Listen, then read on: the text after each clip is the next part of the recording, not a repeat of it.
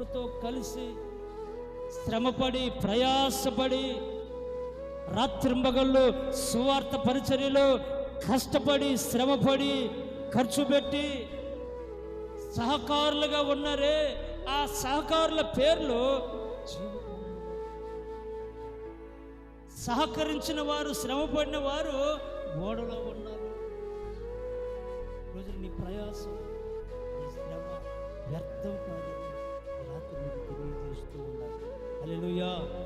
మీ సేవకులకి మీరు సహకారులుగా ఉండండి, పరిచర్యకి సహకారంగా ఉండండి, ఆత్మల రక్షణ కొరకు సహకారంగా ఉండండి, దేవుని మందిరం కట్టేదానికి సహకారంగా ఉండండి, సువార్త ప్రకటించడానికి సహకారంగా ఉండండి.